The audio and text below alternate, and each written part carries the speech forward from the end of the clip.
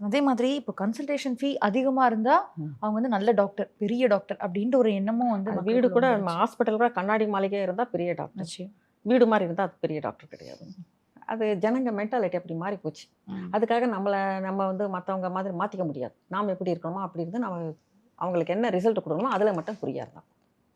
ஆமா, பொதுவா சித்த மருத்துவத்தின் வச்சு ரொம்ப எளிய முறையில பெண்கள் வந்து தங்களுடைய அழக, மேனிய வந்து பாதுகாக்கலாம்னா, என்னென்ன மாதிரியான முறைகள நீங்க சஜெஸ்ட் பண்ணுவீங்க? நல்லா நிறைய விஷயங்கள் இருக்குது. கஸ்தூரி மஞ்சள்னு ஒன்று இருக்குது. ம். அது வந்து ஒரு வுட் பீஸ் மாதிரி இருக்கும் பார்க்கறதுக்கு. நல்லா வாசனை அது எப்படி அடிச்சோம்னால 4 தெருவுக்கு வாசனை வரும். பா. நிறைய பேர் இந்த கோபுர மஞ்சள் பவுடர் பண்ணி அது கஸ்தூரி மஞ்சள் நினைக்கிறாங்க. அது கிடையாது. இது ஒரு வுட் பீஸாக இருக்கும். பார்க்கறதுக்கு அதை அரைச்சோம்னா அது அந்த கஸ்தூரி மஞ்சளில் ம். ஒரு முறை வந்து பைத்தம் மாவு கலக்கணும். ம். அதில் ஒரு முறை வந்து எலுமிச்சம் தண்ணி போடணும். ம். போட்டு நல்லா ஃபேஷியல் மாதிரி பண்ணிவிட்டு ஒரு 20 நிமிஷம் கழித்து கழுவிட்டோம்னா பார்த்தா ஸ்கின் அப்படியே சாஃப்டாக இருக்கும். அதில் வந்து சின்ன சின்ன முடிகள் இருக்குல்ல, அது கூட வந்துடும்.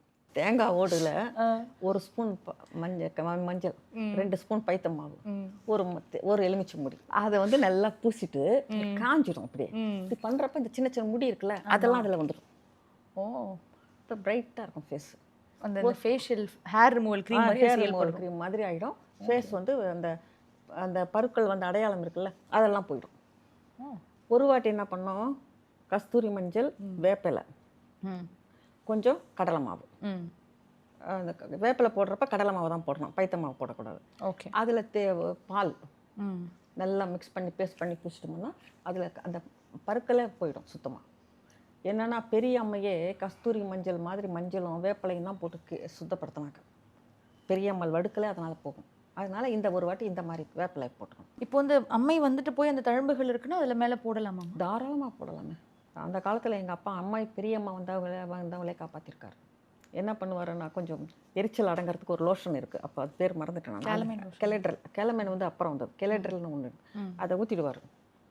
அந்த இந்த புண்ணு ஆறுறதுக்கான மருந்துகள் இருக்குது, அது தேனில் குடச்சி வாயில் வச்சுடுவார். அரிப்பு வராமல் இருக்கிறதுக்கு ஒரு மாத்திரை போயிட்டு தேனில் குடச்சி வாயில் வச்சுடுவார். அவங்களுக்கு அந்த அரிப்பு குறைஞ்சி தூங்க ஆரம்பிச்சிடுவாங்க.